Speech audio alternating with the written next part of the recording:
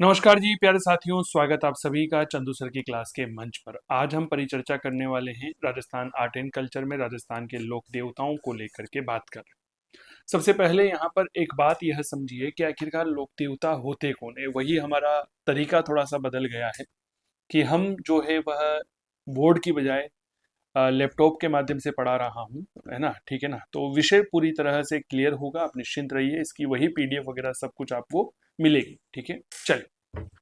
तो मेरे प्यारे साथियों, लोक देवता आखिरकार होते कौन है पता तो चले। तो कहते हैं कि अलौकिक चमत्कारों से युक्त हैं, वीरतापूर्ण कार्य करने वाले जो महापुरुष होते हैं, जो जन सामान्य में लोक देवता कहलाते हैं।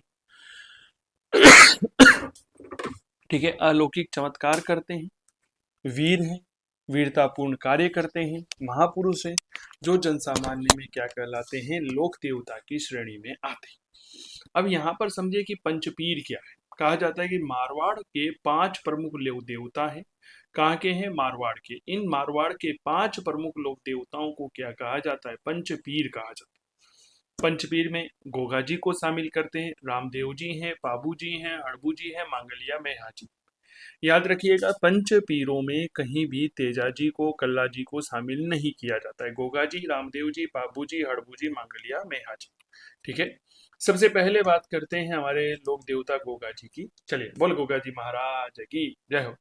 देखिए, गोगा जी महाराज जो है, इनका जन्म 1003 या 11वीं शताब्दी में ददरेवा ददरेवा चूरू में पड़ता है, जिसे हम शीर्ष मेड़ी कहते हैं, यहाँ पर जन्म हुआ था। इनके माता का नाम बाछल दे, तो पिता का नाम जेवर सिंह था। पत्नी का नाम केमल दे है, जो कोलुमंड गांव फलोदी की राजकुमारी हुआ करती थी। गुरु का नाम गोरखनाथ जी है। वाहन इनका बप्पा है, जो नीली घोड़ी कहलाती है। इनके उपनाम क्या क्या है? इन्हें गोगा बप्पा, गुग्गा, सर्पदेव, नागों के देवता, जहार पीर, गजनवी के द्वारा नाम दिया गया। इसी तरह के सवाल आपके आते हैं कि गोगा जी की माता का नाम क्या है। ठीक है, किन्हें नागों के देवता या सांपों के देवता के तौर पर जाना जाता है, ये सब चीजें हैं। तो महमूद गजनवी ने इन्हें क्या नाम दिया था? जहार पीर नाम दिया था। अब गोगा राखड़ी क्या होती है? तो देखिए, जब किसान हल चलाता है, तो आपको पता होगा कि खेत में कई तरह के जंगली जीव जंतु, जो छोटे छोटे कीट मकोड़े होते हैं, उनका वास होता है। ठीक है, तो यह हल और हाली को बांधी जाने वाली गोगा जी के नाम की 9 गांठ वाली एक राखी होती है। ठीक है, क्या है? गोगा राखड़ी हल और हाली को बांधी जाने वाली गोगा जी के नाम की 9 गांठ वाली एक राखी है, जिसे हम गोगा राखड़ी कहते हैं। इनका समाधि या मंदिर कहाँ पर है? याद रखिएगा, गोगा मेड़ी में है, जो नौहर हनुमानगढ़ में है। फिरोज तुगलक के द्वारा एक निर्मित करवाया गया मकबरा नुमा आकृति में है। इसके दरवाजे पर बिस्मिल्लाह शब्द लिखा हुआ है, ये बात याद रखना। इसका दोबारा से निर्माण करवाया बीकानेर के महाराजा गंगा सिंह ने। किसने निर्माण करवाया था? बीकानेर के महाराजा गंगा सिंह ने निर्माण करवाया। मेला लगता है भाद्रपद कृष्ण नवमी को, जिसे हम गोगा नवमी कहते हैं। अब डायरेक्ट प्रश्न पूछा जा सकता है कि बताओ गोगा नवमी क्या है? तो भादवे में कृष्ण पक्ष की नवमी को कहते हैं। यहीं पर नरसिंह कुंड जो है वह बना हुआ है। इनका मंदिर या थान कहाँ पर है? तो खेजड़ी के वृक्ष के नीचे इनका मंदिर या थान स्थित होता है। ठीक है, चलिए। कायम खानी जो मुसलमान है, यह कायम खानी मुसलमान गोगा जी को अपना पूर्वज मानते हैं। ये बात याद रखना। तो एक प्रश्न सिंपल सा पूछा जा सकता है कि बताइए कौन से मुसलमान गोगा जी को अपना पूर्वज मानते हैं? तो कायम खानी मुसलमान होते हैं। सांचौर जालोर की किलेरियों की जो ढाणी है, इसमें भी गोगा जी की ओलड़ी नामक एक स्थान है, जहां पर गोगा जी का मंदिर बना हुआ है। तो गोगा जी की ओलड़ी नामक गोगा जी का मंदिर कहाँ पर है? सांचौर में पड़ता है। ये बात याद रखिएगा। और किलोरियों की ढाणी नामक स्थान पर यह आता है। इसके बाद हमारे लोक देवता पीरारा पीर बाबा रामदेव सापीर। बोल बाबा रामदेव की जय। देखिए, कहा जाता है 1405 ईस्वी में बाड़मेर के उडू काश्मीर गांव में भाद्रपद शुक्ल द्वितीया, जिसे हम बाबा रे बीज कहते हैं, उस दिन इनका जन्म होता है। कब जन्म होता है? 1405 में। कहाँ पर होता है? बाड़मेर के उंडू काशेमर गांव में होता है। भाद्रपद शुक्ल, याद रखिएगा, द्वितीया को हुआ था, जिसे हम क्या कहते हैं? बाबा रे बीज कहते हैं। इनके माता पिता मेघा दे और अजमल जी पंवार है। इनकी पत्नी का नाम नेतल दे है, जो अमरकोट पाकिस्तान की राजकुमारी थी। याद रखिएगा, यह अमरकोट बेसिकली इसलिए भी और लोकप्रिय है क्योंकि अमरकोट के हिंदू राजा वीरसाल, यहाँ पर हिंदुओं का शासन हुआ है ऐसा, ठीक है ना। अमरकोट के हिंदू राजा वीरसाल के यहाँ अकबर का जन्म हुआ था, जो मुगल राजा हुआ है। इनकी एक धर्म की बहन इन्होंने बनाई थी जिसका नाम था डाली भाई। क्या नाम था? डाली भाई। रामदेव जी की बहन डाली भाई मेघवाल जाति की थी। इसीलिए मेघवाल जाति के जो इनके भक्त होते हैं वह रीखिया बांधते। आप एक बात बताइए, हमारी कोई बहन है मान लीजिए, तो बहन क्या करती है साहब? तो बहन हमें राखी बांधती है, राखी बांधती है ना, बहन राखी बांधती है। अब ये कौन सी जाति की थी रामदेव जी की बहन? मेघवाल जाति की थी। अरे थी नहीं थी? तो याद रखिएगा, जो राखी बांधी गई है तो मेघवाल जाति के जो भक्त होंगे यह क्या कहलाएंगे? रीखिया कहलाएंगे। इनका जो बड़ा भाई था वह वीरम देव है, जो बलराम का भाई माना जाता है। इनके गुरु का नाम बालीनाथ जी है। इनकी वाहन नीला घोड़ा है जिसे लीलन या लीला कहा जाता है। इन्हें और क्या कहा जाता है? भगवान विष्णु का अवतार कहा जाता है। राम सापीर, कुष्ठ रोग का यह निवारण कर देते हैं। छुआछूत का एक रोग होता है कुष्ठ रोग, उसका निवारण कर देते हैं। इसीलिए कुष्ठ निवारक देवता कहलाते हैं और पीरों रे पीर है। क्या कहलाते हैं साहब? पीरों रे पीर कहलाते हैं।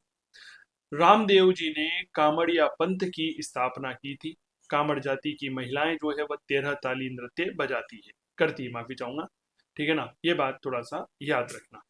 तो दो तीन बातें, कामड़िया पंथ की स्थापना किसने की? तो मेरे दोस्त याद रखना, कामड़िया पंथ की स्थापना करने वाले हैं बाबा रामदेव जी, ठीक है।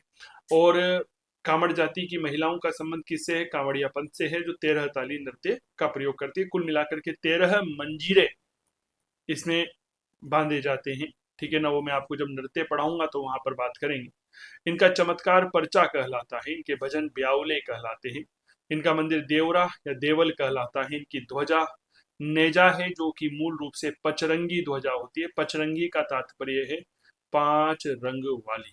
पचरंगी का तात्पर्य क्या होता है? याद रखना, 5 रंग वाली ध्वजा होती है जिसे नेजा कहा जाता है। इनका मंदिर या समाधि रामदेवरा में है, जिसे हम रूणेचार कहते हैं। इसीलिए रामदेव जी को रूणेचारा धनी भी कहते हैं। रूणेचारा धनी, ठीक है, ये बात याद रखना।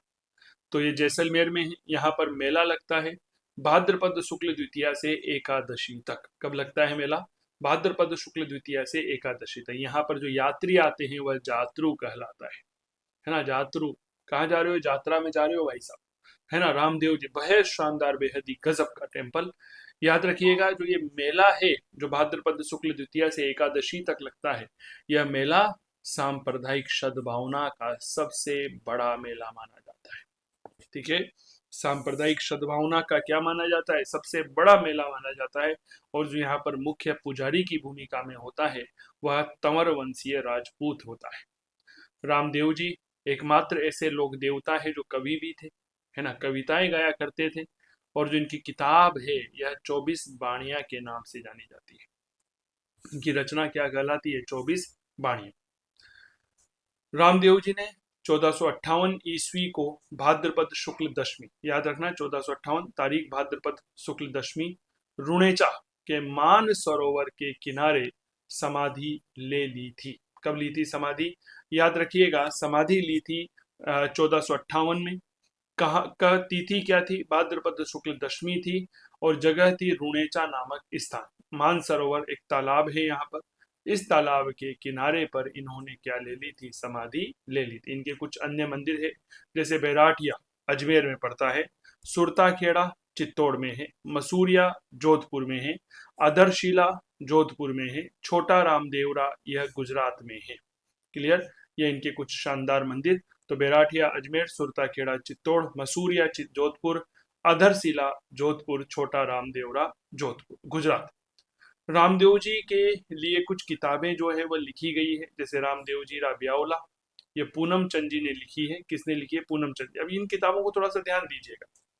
ये बेसिकली मैं आपको एक बात बता दूं, हो सकता है ये नोट्स जो है ना आपके लिए काफी ज्यादा उपयोगी है। हो सकता है कि आपकी किताबों से परे हो, क्योंकि किताबों में बहुत भारी भरकम और ऐसा मैटर दे दिया जाता है ना कि बस पूछो मत। अब मैं आपको एक बात और बता दूं कि इस चक्कर में मत रहिएगा कि साहब ये पढ़े वो पढ़े फलाना पढ़े ढीमका पढ़े, ठीक है ना। तो उस चक्कर में मत रहिएगा, मेरा निवेदन है आप लोगों से, ठीक है ना।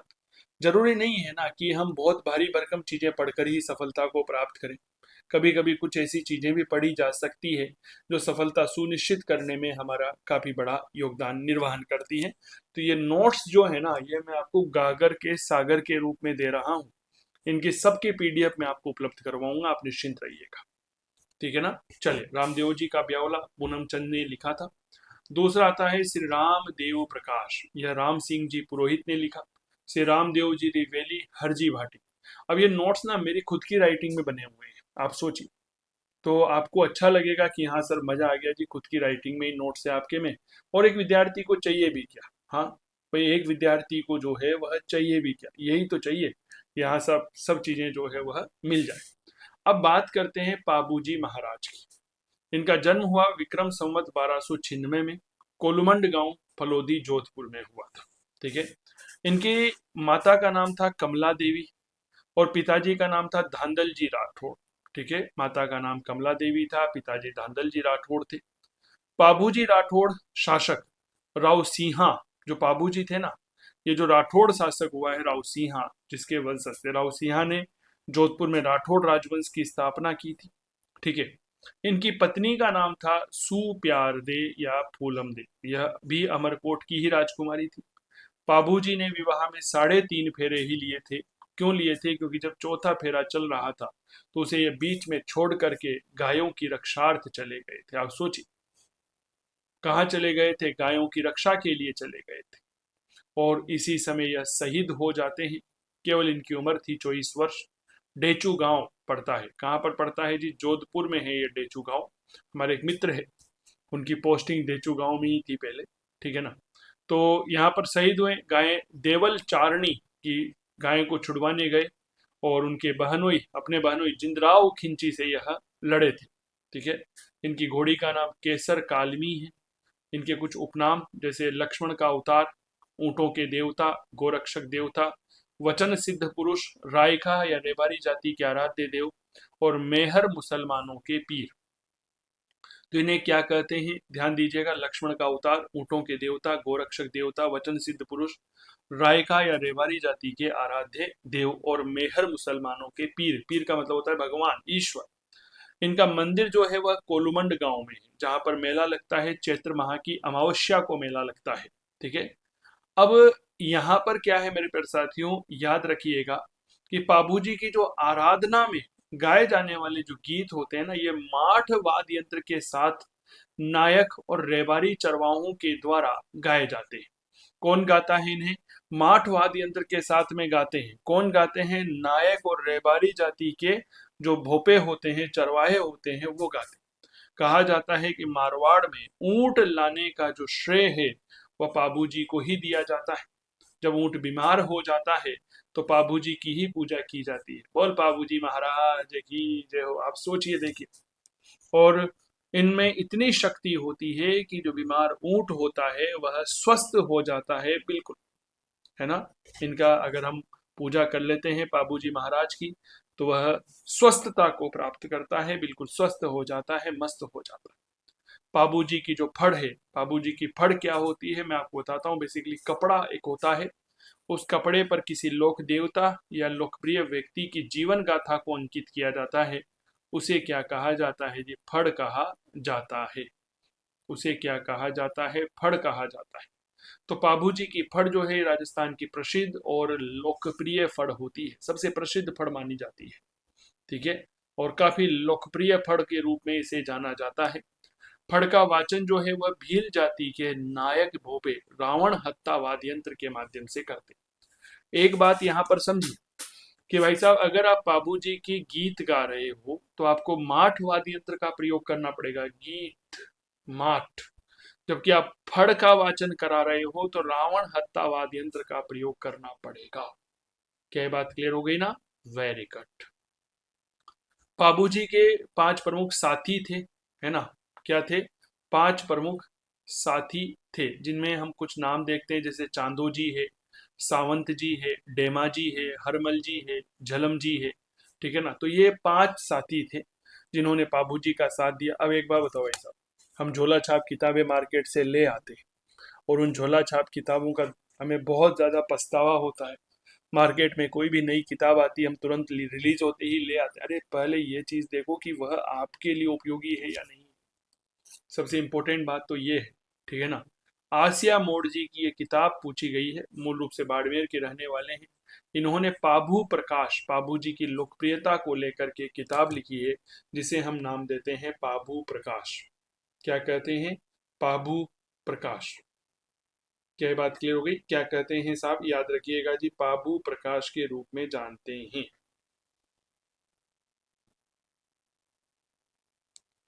चलिए आगे बढ़े। Very good. अब देखिए, हड़बू जी महाराज। हड़बू जी की अपनी अलग एक ऐतिहासिक कहानी रही है। 15वीं शताब्दी में नागौर के बुडोल गांव में पैदा हुई। ठीक है, 15वीं शताब्दी के में नागौर के बुडोल गांव में इनका जन्म होता है। यह मेहाजी सांखला के पुत्र थे और राव जोधा के समकालीन थे। राव जोधा कौन? जिसने जोधपुर की नींव रखी थी। ठीक है ना। किसकी नींव रखी थी? जोधपुर की। कब रखी थी? ये रखी थी 1469 में। ठीक है।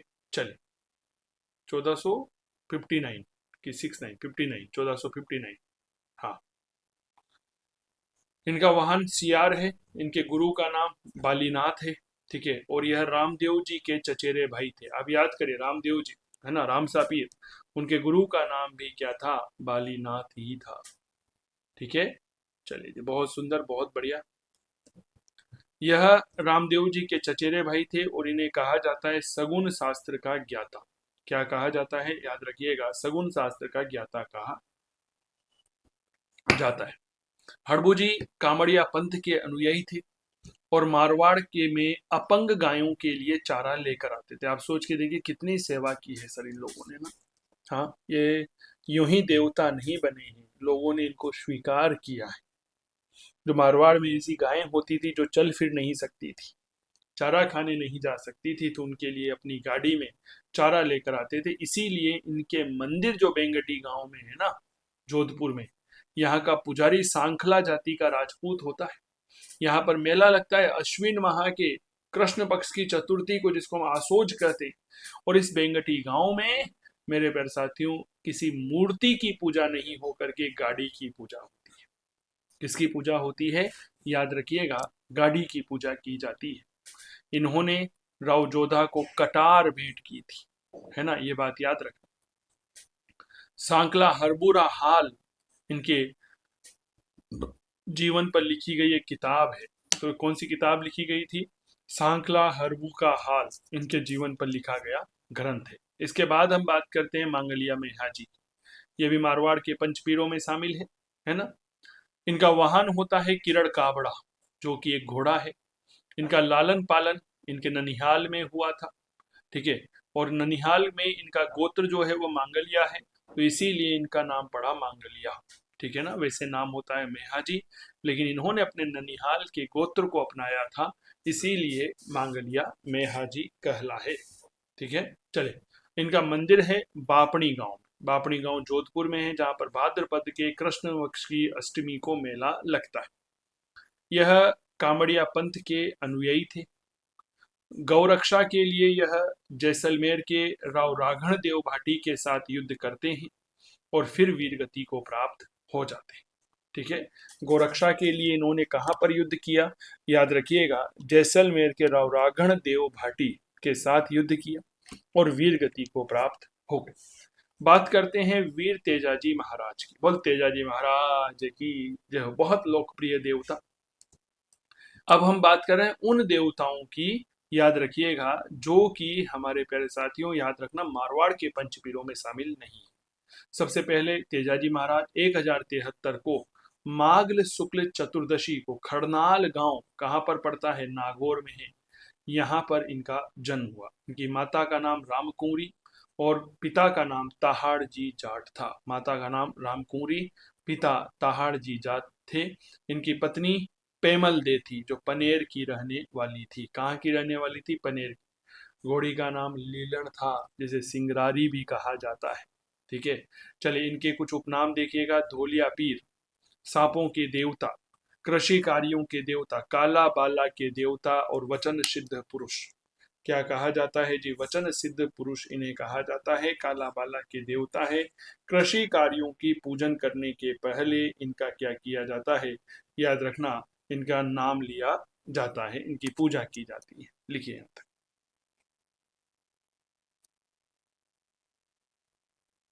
ठीक है।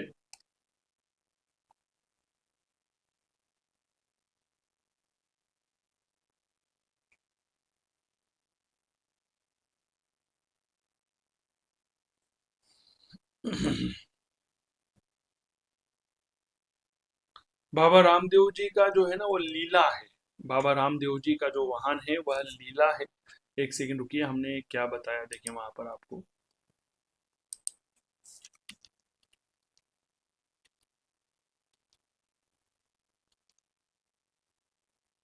ये लीला है, यहाँ पर इसको लीलन हटा दीजिए। लीलन नहीं है, लीला है केवल। नाम आता है लीला। ठीक है ना।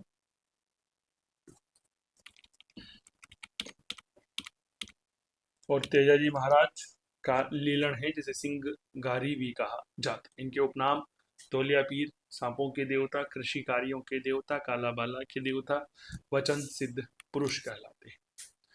तेजाजी जो है वह लाछा गुजरी की गायों को मेरों से छुड़वाते हुए घायल हुए। अजमेर के सुरसुरा गांव में राम भोला नामक सांप ने इन्हें काटा, तो 30 वर्ष की आयु में इन्हें वीरगति को प्राप्त हुई। बेसिकली लाछा गुरु गुजरी की गायें जो है वह मेर ले जा रहे थे। ठीक है। तभी रास्ते में इन्होंने एक सांप को अग्नि से बचाया। सांप ने कहा कि तुमने मुझे क्यों बचाया? जब मैं मर रहा था, मैं तड़पूंगा, अब मैं तुझे सजा दूंगा, बता कहाँ काटूं। तो रामदेव जी ने कहा कि मुझे गायों को छुड़ा करके लेकर आना है, जब वापस आऊंगा तब काट लेना। तो वापस आए साहब, लड़े, या खूब जबरदस्त तरीके से लड़े, पूरा शरीर घायल हो गया। तो केवल और केवल इनकी जीवा जो है वह बची हुई थी सुरक्षित तरीके से। तो रामदेव जी कहते हैं कि भाई राम बोला, भाई साहब तुम जो है वह मुझे मेरे जीव पर काट लो। तो जीवा पर काटा था साहब, ये बात याद रखना। और फिर वीरगति को प्राप्त हुई केवल 30 वर्ष के उम्र में। इनका मंदिर थान कहलाता है। और तेजाजी का जो पुजारी है वह घोड़ला कहलाता है। ठीक है ना। तो तेजाजी की यह कहानी याद रखना। लाछा गुजरी की गायों को बचा रहे थे। शायद पिछली बार इनकी पत्नी और इनके माता पिता को लेकर के सवाल पूछा था। पत्नी पेमल है, माता रामकुंवरी है और पिता ताहाड़ जी जाट है। ठीक है। इनका प्रमुख मंदिर है परबतसर, नागौर में पड़ता है। मेला है भाद्रपद शुक्ल दशमी को लगता है, जिसे हम तेजा दशमी कहते हैं। तेजा दशमी का दिन हमारे इतिहास में काफी महत्वपूर्ण है। इस दिन एक तो यह आती है तेजा दशमी, दूसरे दिन इसी दिन जैन धर्म में सुगंध दशमी का त्योहार मनाया जाता है। ठीक है। परबतसर के मेले के बारे में कहा जाता है कि आय की दृष्टि से सबसे बड़ा पशु मेला है। ठीक है ना। चले कुछ और शानदार और जबरदस्त मंदिर, जैसे पनेर गांव अजमेर में पड़ता है, सेंदरिया है, सुरसुरा है, ब्यावर है, खरनाल है नागौर में, बासी दुगारी का मंदिर है अजमेर। तो ये कुछ मंदिर हैं इनके, इनके बारे में थोड़ा सा ध्यान आप दीजिए। ठीक है। चलिए, वीर कल्ला जी महाराज, इनका जन्म 1544 ईस्वी में नागौर के सामियाना गांव में आश्विन शुक्ल अष्टमी को हुआ था। ठीक है। इनका जन्म कब हुआ? 1544 ईस्वी में। कहाँ हुआ? नागौर के सामियाना गांव में हुआ। आश्विन माह के शुक्ल पक्ष की अष्टमी को हुआ था। यह मीराबाई के भतीजे थे। इनके पिता का नाम रावाचल सिंह था, पत्नी का नाम कृष्णा देवी है, जिनका मंदिर पड़ता है रुंडेला गांव चित्तौड़। कहाँ पर है? रुंडेला गांव चित्तौड़ में पड़ता है। ठीक है ना। कल्ला जी की बात कर रहे हैं हम। इनके गुरु का नाम भैरवनाथ था। छतरी भैरव पोल में पड़ती है चित्तौड़। अब देखो, कल्ला जी के गुरु का नाम भैरवनाथ और इनकी छतरी भैरव पोल में है। चित्तौड़ पर अकबर के आक्रमण के समय जयमल के साथ मिलकर के युद्ध किया। अब इन्होंने युद्ध कैसे किया था? जयमल घायल हो गए, तो ये तो हो गए साहब कल्ला जी। ठीक है। कल्ला जी ने जयमल को जो है अपने कंधों पर बैठाया। तो युद्ध में ऐसा लग रहा था कि कल्ला जी जो है वह क्या है, इनके तो चार तो हाथ है और दो सिर है, इसीलिए इन्हें चार हाथ और दो सिर वाला लोक देवता है कहा जाता है। तो इनका उपनाम होता है शेष नाग के अवतार। इन्हें कहा जाता है चार हाथ और दो सिर वाला देवता। इन्हें कहा जाता है अस्त्र शस्त्र का ज्ञाता। ठीक है। इन्हें कहा जाता है केहर, इन्हें कहा जाता है सिद्ध वेद, और इन्हें कहा जाता है जड़ी बूटियों के देवता। क्या कहा जाता है? जड़ी बूटियों के देवता कहा जाता है। क्लियर? चले, सामलिया गांव डूंगरपुर में इनकी काले रंग की प्रतिमा स्थित है। वहां पर पूजा होती है ना, आराधना होती है, और इनका मेला लगता है आश्विन शुक्ल नवमी को। आप सोच के देखिए, अकबर ने चित्तौड़ पर आक्रमण किया 1567-68 में, और कल्लाजी राठौड़ जो है वह दोनों हाथों में तलवार उठा करके, ठीक है, अपने कंधे पर जयमल को बैठा करके युद्ध भूमि में इतना शानदार और वीरतापूर्ण प्रदर्शन का कार्य कर रहे हैं कि लग रहा है, क्या लग रहा है, कि कोई 4 हाथ और 2 सिर वाला व्यक्ति जो है युद्ध कर रहा है। हाँ हाँ हाँ, क्या गजब का दृश्य रहा होगा उस समय, कल्पना करें एक बार। आज भी कहीं गांवों में जो है वह कल्ला जी की वीर गाथाएं सुनाई जाती है। ठीक है, सामलिया डूंगरपुर में इनकी काले रंग की प्रतिमा भी स्थित है। इसके बाद एक प्रसिद्ध लोक देवता आते हैं जिन्हें हम तल्ली नाथ जी कहते हैं। इनका मूल नाम है गांग देव राठौड़। जोधपुर के शासक शेरगढ़ ठिकाना था जो जोधपुर के शासकों के अंतर्गत था, वहां के रहने वाले थे। पिता का नाम वीरम देव है। गुरु जालंधर नाथ थे। इनका जो मंदिर है ये पंचमुखी पहाड़ी पर है, जो पांचोटा गांव जालोर में पड़ती है। याद रखना, आज भी कहा जाता है कि जो मंदिर है तल्लीनाथ जी का, जालोर के पांचोटा गांव की पंचमुखी पहाड़ी पर, यहाँ के वृक्ष नहीं काटे जाते।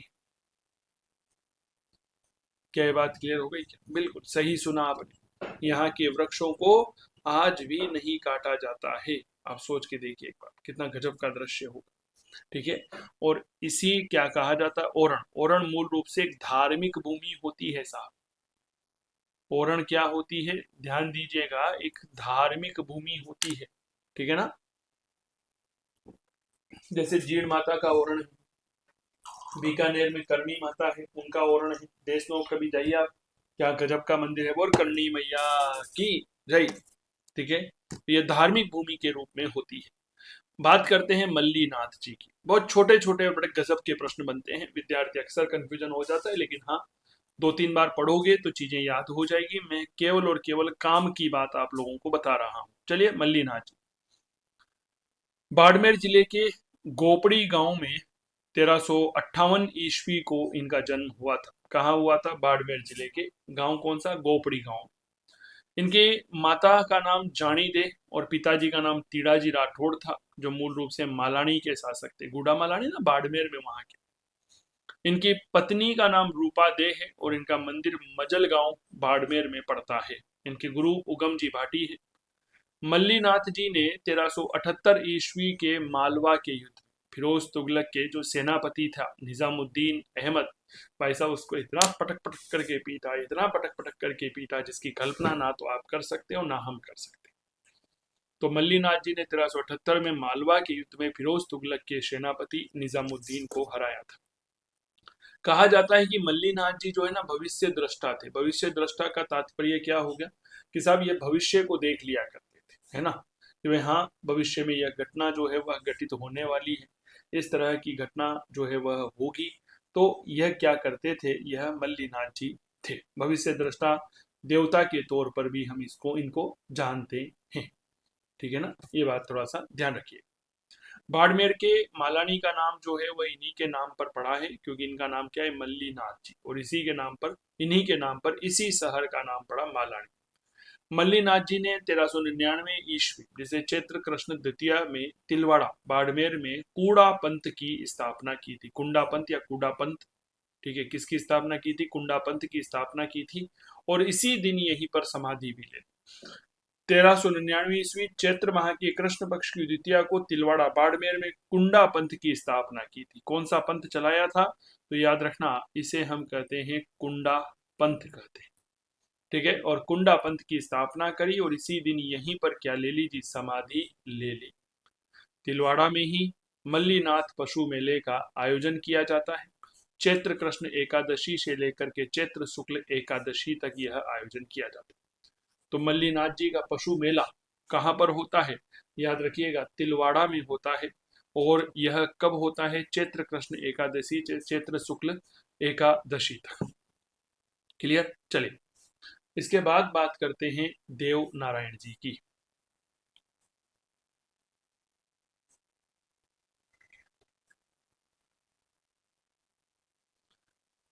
भीलवाड़ा के आसिंद तहसील में मालासेरी के जंगल है, वहां पर 1243 में माघ शुक्ल सप्तमी के दिन गुर्जर जाति के बगड़ावत कुल में इनका जन्म होता है। ठीक है, बोल देव नारायण जी भगवान की जय हो। बेसिकली देव नारायण जी का एक बड़ा शानदार और बहुत ही भव्य मंदिर बना हुआ है चौथ का बरवाड़ा, आपने नाम सुना होगा। चौथ माता का सबसे बड़ा मंदिर जो है वह हमारे राजस्थान में चौथ का बरवाड़ा, जिला सवाई माधोपुर में ही है। अक्सर वहां जाता हूँ। ठीक है, माता रानी आदेश देती है तो चले जाते हैं। भाई साहब उनके बिना कुछ भी नहीं है। ठीक है, तो वहीं पर बहुत भव्य मंदिर बना हुआ है ना। तो पहले हमारे ननिहाल वहीं पर है, तो पहले जाते थे, अभी भी जाते हैं। तो हमारे नाना जी जो है वो देवनारायण जी के मंदिर में ले जाया करते थे, तो वहां पर ईंट रखी रहती थी, है ना, नीम के पत्ते होते थे वहां पर, मखाने का प्रसाद मिलता था, मखाना की मणमणिया जो होता है, बड़ा अच्छा लगता था। क्या सुकून, मतलब इतनी ज्यादा ठंडी हवा उस मंदिर में आती है, आज भी गजब का अच्छा लगता है। ऐसा लगता है कि स्वर्ग में आ गए हूँ, इतना खूबसूरत मंदिर बना हुआ है देवनारायण भगवान का। ठीक है, कभी मौका मिले तो मेरा निवेदन रहेगा कि हमें जो है वह इन जगहों पर जाना चाहिए। हम क्या करते हैं बेसिकली, भारत में तो जो राजस्थान में हमारे आसपास के जो तीर्थ स्थल है, हम उनकी तो यात्रा करते ही नहीं है भाई साहब। क्या मैं ठीक कह रहा हूँ क्या? हम उनकी तो यात्रा ही नहीं करते। हम यात्रा कहाँ की करते हैं? हम यात्रा करते हैं भाई साहब देश विदेश की। अरे पहले आसपास के देवी देवताओं को तो ढोक लो, है ना। भाई पहले आसपास के देवी देवताओं को तो ढोक लो, उसके बाद जो है आप दूसरी यात्राओं को आगे बढ़ाइए कहा। ठीक है, चलिए। तो भीलवाड़ा के आसिंद तहसील में मालासेरी के जंगलों में 1243 माघ शुक्ल सप्तमी के दिन इनका जन्म होता है। अच्छा एक बात और बता दो, आपके मन में ऐसा आ रहा होगा सर ये पुराने जिलों से क्यों पढ़ा रहे हो? भैया सवाल ही वहीं से आता है। ठीक है ना।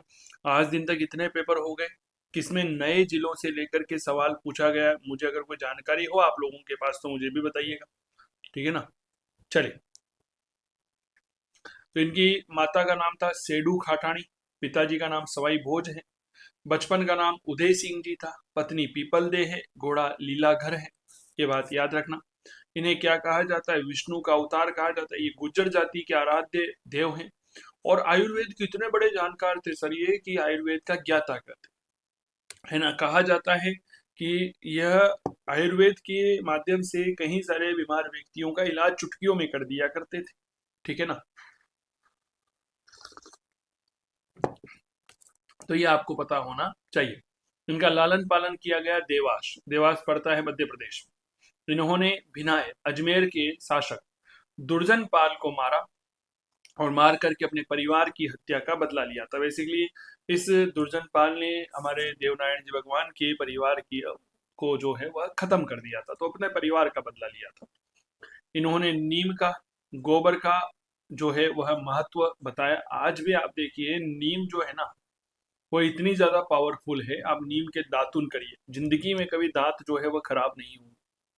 अभी अच्छा मौसम है तो नीम में जो है छोटी छोटी पत्तियां आई हुई है, उन नीम की पत्तियों को आप खाइए धो करके अच्छे से, बहुत अच्छा लगेगा। थोड़ा सा वो पूरी बॉडी को डिटॉक्स कर देती है, ये बात याद रखना। ठीक है ना। आज हम, माफी चाहूंगा थोड़ा सा आपको अटपटा लग सकता है, हम गोबर के महत्व को नहीं जानते, है ना। हम अगर कोई गोबर आज लगा लेता है तो ऐसा लगता है यार ये क्या काम करने, लेकिन हम इस बात को भूल जाते हैं कि गोबर जो है वो एंटी ऑक्सीडेंट होता है। अब आप में से कुछ विद्यार्थी मेरी आलोचना कर सकते हैं, कोई दिक्कत नहीं है, लेकिन विदेशों में यही चीजें बड़ी लोकप्रिय हो रही है ना। आप गोबर के बारे में, काउडक इसे कहा जाता है, नीम के बारे में गूगल पर सर्च करिएगा, अमेरिका में इनकी कीमत 2-3 $3 है। एक नीम की 2 दातुन आपको लेनी है तो $2 देने पड़ेंगे, गोबर अगर 1 किलो लेना है तो $2 देना पड़ेगा, तब जाकर के मिलता है साहब। लेकिन हम इन सब महत्व को भुला दिया। पहले घरों में हवन कार्य होता था, हवन करने से सारी अशुद्धियां दूर होती है घर की। इनका जो मंदिर होता है वह देवर कहलाता है। सामान्यतः प्रतिमा की जगह ईंट की जो है वह पूजा की जाती है। क्या ये बात क्लियर हो गई? पहले घरों में हवन हुआ करते थे, लोग बीमार कम पड़ते थे। अब हवन जैसी कोई चीज ही नहीं होती। ठीक है, चलिए इनका प्रमुख मंदिर जो है वह कहाँ पर है। तो पहला महत्वपूर्ण मंदिर है गोठा डटावर्थ नाम का एक स्थान है आसिंद।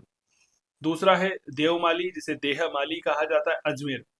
इसका नाम देहमाली या देवमाली इसलिए पड़ा क्योंकि यहाँ पर देव नारायण जी ने अपनी देह का त्याग किया था भाद्रपद शुक्ल सप्तमी को। ठीक है, और आज आपको पता होगा यूट्यूब पर जाइएगा, गूगल पर जाइएगा, ठीक है ना, तब आपको एक बात पता चलेगी कि साहब आज इस देवमाली जो है यह गांव पूरी दुनिया में लोकप्रिय हो रहा है कैंसर के इलाज के लिए। दुनिया भर से लोग यहाँ पर आते हैं अपनी बीमारी का इलाज करवाने के लिए। ठीक है, देवधाम जोधपुरिया, यह निवाई टोंक में है। देव डूंगरी पहाड़ी चित्तौड़ में है। ये देव डूंगरी पहाड़ी राणा सांगा जो मेवाड़ के राजा थे उन्होंने बनवाई थी। यहाँ पर मेला लगता है भाद्रपद शुक्ल सप्तमी को। कहाँ पर? आसिंद में मेला लगता है। आसिंद पड़ता है भीलवाड़ा में। देवनारायण जी की स्मृति में कुछ ग्रंथ लिखे गए हैं जैसे बात देवत बगड़ावत्री। दूसरा लिखा गया है देवनारायण का मारवाड़ी ख्यात। ठीक है,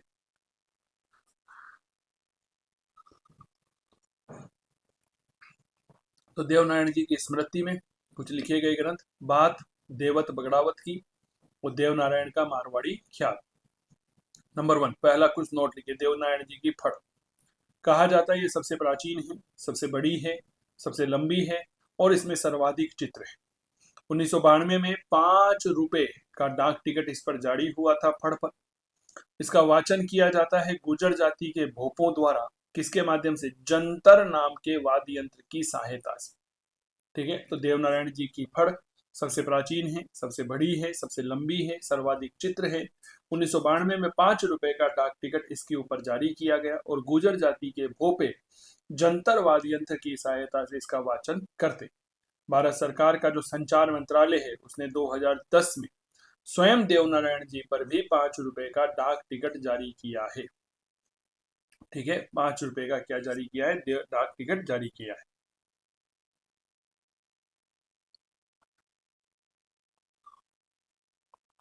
क्लियर? चलिए आगे बढ़े। भूरिया बाबा, इन्हें गौतम ऋषि या गौतमेश्वर कहा जाता है। यह मीणा जनजाति के आराध्य देव हैं। इनके जो मंदिर हैं यह अरनोत प्रतापगढ़ में है और मेला लगता है वैशाख शुक्ल एकादशी।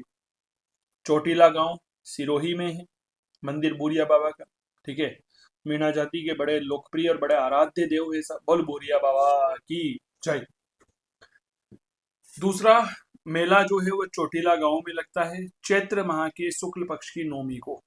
इस मेले में मीणा जो है, मीणा जो युवक होते हैं हमारे भाई होते हैं वह दुल्हन पसंद करते हैं चोटीला गांव में सिरोही में। ठीक है, देव बाबा, देव बाबा पशु चिकित्सा आयुर्वेद और ग्वालों के देवता के रूप में याद किए जाते। किस लिए पूजे जाते हैं देव बाबा? तो याद रखना ये देव बाबा पशु चिकित्सक के रूप में, आयुर्वेद के रूप में, ग्वालों के देवता के रूप में पूजे जाते हैं। इनका जो मंदिर है वह नगला जहाज भरतपुर में पड़ता है। इनका मेला लगता है चैत्र शुक्ल पंचमी को, भाद्रपद शुक्ल पंचमी को, यानी कि 2 मेले लगते हैं। पहला चैत्र शुक्ल पंचमी, दूसरा भाद्रपद शुक्ल पंचमी को। क्या मान्यता है इनके बारे में? मान्यता है कि देव बाबा ने अपनी मृत्यु के बाद अपनी बहन इलोदी का भात भरा था। देखो भात भरना जिसे मायरा देना भी कहते हैं, हमारे राजस्थान की एक बड़ी परंपरा रही है ना। और क्या कहा जाता है कि साहब देव बाबा ने अपनी मृत्यु होने के बाद, यानी इनके देहांत हो गया था, तब भी अपनी बहन इलोदी का भात भरा था। ठीक है ना, ये अपने आप में एक बहुत बड़ी बात है। क्या बात क्लियर? अब मेरे प्यारे साथियों यहाँ पर एक बात समझिए, आपने अक्सर सुना होगा कि साहब एक बहन है जो मंदिर में भगवान के ही, मान लीजिए उसके पीहर पक्ष में कोई भी नहीं है तो मंदिर में जाकर के भगवान के वहीं पर निमंत्रण पत्र रखाई और कहा कि हे भगवान भात भरण आई रहे, है ना, भात भरने आना मेरा। ठीक है, तो फिर गांव वालों ने मिलकर के भात भर दिया। आपने कभी देखा होगा पुलिस वालों ने भात भर दिया, कभी किसी नेता ने भात भर दिया। तो ये भात का बड़ा महत्व है। भात जो है मूल रूप से काफी ज्यादा जो है वह हमारी सांस्कृतिक योगदान के लिए महत्वपूर्ण। तो ये बात याद रखना। तो बहन इलोदी का संबंध किससे है? देव बाबा से। ठीक है, चलिए तो अच्छा, एक बात और याद रखना, ये कंफ्यूजन नहीं होना चाहिए कि देवनारायण जी और देव बाबा एक ही ना, अलग अलग है। डूंगर जी और जवाई जी, जिसे डूंग जी और जवाहर जी कहा जाता है, ये चाचा भतीजे के रूप में है। शेखावाटी के लोग देवता हैं जो अमीरों का धन लूट करके गरीबों में बांट दिया करते थे। ठीक है, डूंग जी और जवाहर जी, यह कहाँ के लोग देवता हैं? शेखावाटी। अमीरों का धन लूटते थे, गरीबों में डिस्ट्रीब्यूट कर दिया करते थे। 1857 की क्रांति में नसीराबाद की ओर से इन्होंने भाग लिया था। इसके बाद आते हैं महादेव, जिन्हें हम घास भैरव कहते हैं। इनकी पूजा मूर्ति के रूप में नहीं अपितु गांव के बाहर लकड़ी के तोरण के रूप में की जाती है। इनकी जो पूजा है ये किसी मूर्ति के रूप में नहीं होती, अपितु गांव के बाहर एक लकड़ी का तोरण, तोरण यानी कि प्रवेश द्वार, उसके रूप में की जाती। इन्हें गांव के रक्षक, सामान्यतः इनका मंदिर गांव के बाहर होता है। इन्हें बरसात के देवता कहते हैं। आपने देखा होगा कि अक्सर जब गांव में बारिश नहीं होती है तो कुछ टोने टोट के किए जाते हैं, जैसे मेंढक और उसकी मींडकी, उनका ब्याह करवा दिया जाता है।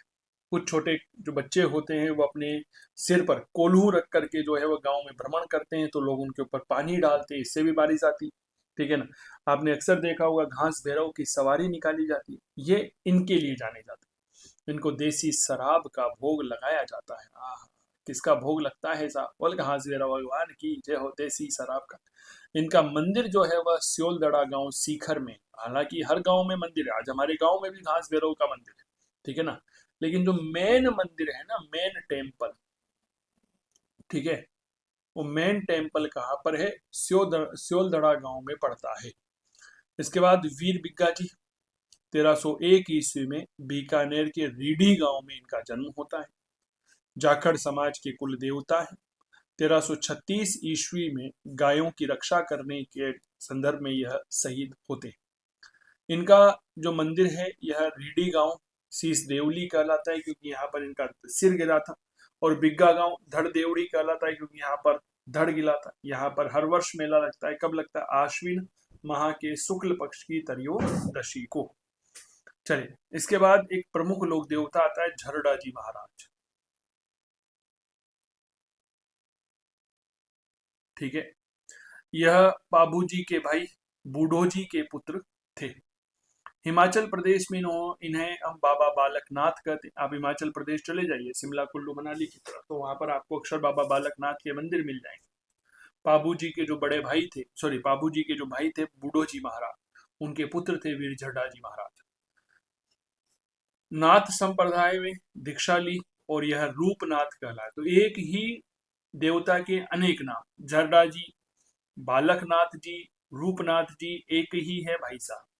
इनका मंदिर जो है वह कोलुमंड गांव जोधपुर में है और सिंबुदड़ा बीकानेर में पड़ता है। ठीक है, तो ये बातें थोड़ा सा याद रखें। चलिए, इसके बाद आते हैं भूमिया जी महाराज। है ना, गांव गांव में भूमिया है।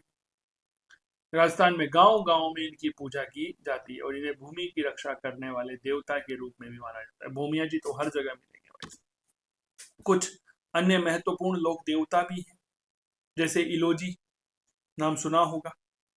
इन्हें मारवाड़ में छेड़छाड़ के देवता कहा जाता है।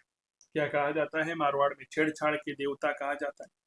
अच्छे वर और वधु की कामना हेतु इनकी पूजा की जाती है। तो यहाँ हमें एक अच्छा वर मिलना चाहिए, उसकी कामना हेतु इनकी पूजा की जाती है। इसी प्रकार एक देवता आते हैं जिन्हें क्षेत्रफाल कहा जाता है। स्थान विशेष के देवता है, मुख्यतः ग्राम देवता है। सर्वाधिक इनकी मान्यता है, याद रखना, डूंगरपुर। ठीक है, तो मारवाड़ में छेड़छाड़ के देवता कौन? इलोची। अच्छे वर वधु की कामना के लिए, यहाँ हमें अगर वधु है तो वधु के परिवार वाले अच्छे वर की कामना के लिए इलोजी की पूजा करते हैं। तो वर वाले जो है वो अच्छी वधु। देखो देखो, एक बात बताता हूँ मैं आपको। एक भाई साहब, छोरा हो चाहे छोरी हो, उनके जीवन में सुकून तभी है जब उन्हें बहुत अच्छा पति या बहुत अच्छी पत्नी यानी कि जीवन साथी मिले, वरना जीवन बेकार है साहब, इसमें कोई दो राय नहीं। वीर बाऊसी महाराज आदिवासियों के लोक देवता कहलाते। अब ये छोटे छोटे लोक देवता, मतलब सॉरी, मतलब इनके बारे में कोई बहुत ज्यादा जानकारियां नहीं है, लेकिन महत्वपूर्ण है ना। तो वीर बाऊसी तो आदिवासियों के लोक देवता है। इसके बाद बलसी और बलजी और बूरजी, ये शेखावत बंधु हैं। बलजी शेखावत, बूरजी शेखावत। इनका जन्म हुआ पाटोदा गांव सीकर में। यह अंग्रेजों का धन लूटते और गरीबों में बांट दिया करते थे। इन्हें शेखावाटी के रॉबिन हुड कहा जाता है, गरीबों के मसीहा थे। ये क्या थे, याद रखना मेरे दोस्त, गरीबों के मसीहा के रूप में इनको याद किया जाता है। और 1926 ईस्वी में इनका देहांत हो गया। तो ये थे हमारे राजस्थान के कुछ लोकप्रिय लोक देवता। मैं मान के चलता हूँ कि आप तक ये बातें क्लियर हो गई होगी। धन्यवाद। जय हिंद, जय भारत। वीडियो कैसा लगा आप हमें ज़रूर बताइएगा। अगर आप चाहें तो मुझे व्हाट्सएप भी कर सकते हैं, 888802060952 इस नंबर पर। ठीक है, धन्यवाद। Thank you so much. जय हिंद, जय भारत।